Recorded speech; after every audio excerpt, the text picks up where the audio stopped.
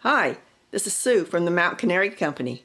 Ed's going to tell you why we keep bells on our animals. Go ahead, Ed. Howdy folks, thank you very much for coming and visiting with me. In the last one, number 14 that we did about tricking out our saddles for work in the backcountry, I was messing around with it and Sue said, boy, I could sure hear your bell on that. Bell, that got me thinking. How many of you guys realize that we actually carry bells on everything? We carry bells on all of our riding saddles, have all bells, our pack saddles.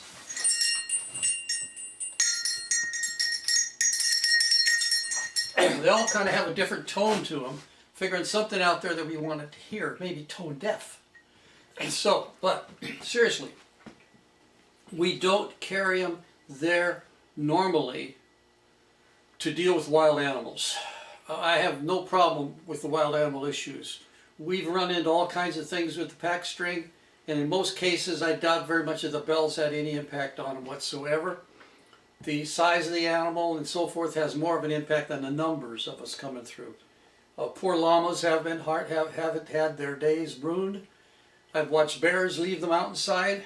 I've had bears along the trail tearing grubs when I was hauling a guy out with a broken leg.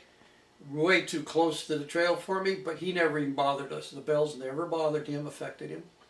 I rode into a herd of elk one day. Same thing. They're standing there looking at us more at the mules than listening to the bells. I rode by a doe with a fawn. I could have reached down and touched her with a pack string. She just stood there and looked at us one day.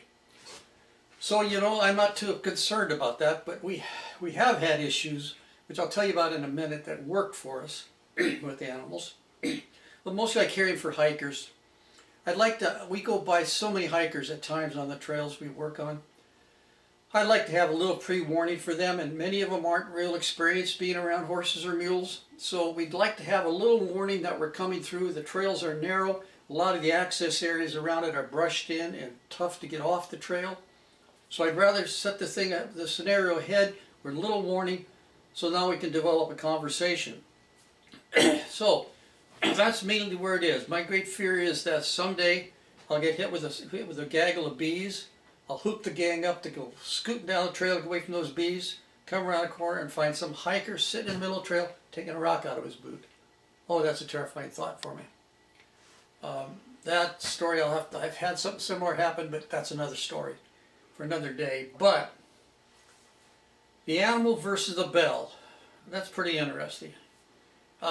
We were going on a group ride with some folks, and somebody's got their nose out of joint that we had a bell on our animal. Oh, that's going to make my horse nervous. Oh my, oh my, oh my.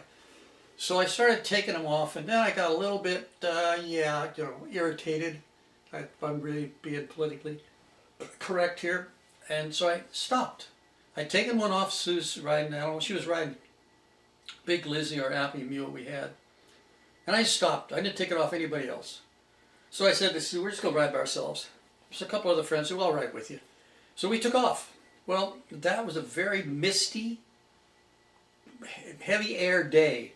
And we'd just gone down into a bottom area where there'd been reprod, which is trees been replanted. They were up about, 18 feet or so, real thick, young fir trees. And Sue was up ahead of me, quite a ways. And the sound in there was real deadening. And I remember coming around the curve of the trail and looked up and watched Sue's mule look off the trail and then jump. And I didn't know what happened. So I got up, she'd gone a little ways up there, stopped, told me what happened. She was going along and a cougar hissed at her. In that dark part of the timber, all laid in that real thick timber, she heard a cougar hiss at her. In other words, more than likely, Lizzie had startled the cougar. And about the time she realized the cougar was leaving, the bells had just come in. So between that whole thing with the bells rapping, that cougar left. It was real good because about 2 weeks later, a fellow we know was up hunting on the same ridge above us there, about 800 or 900 yards above us. And he had hair stand up on the back of his neck, and he turned around to face a cougar coming at him. and he shot that 150-pound tom, and that was right the same area, exactly the same area we just had that experience. So you can probably say there is some impact. I haven't seen a great. That was the only incident we've ever seen, and we've been around a lot of animals with our bells, that we can actually say there was a negative impact, a positive negative impact on it. And historically, bells were used a lot of times on freight wagons. They would be, before they came into town, they'd kill them out, polish them up, stick them on the lead animals, and rattle into town. Let's go into town with my bells on, if you've ever heard that expression before. And they were so valuable to the individual teamsters that they were betting material. So if they got into a betting match, the bells would be bet. Well, it was pretty sad to lose your bells. Well, that's it for today on this one, and hopes it gives you some information. But I want you to remember,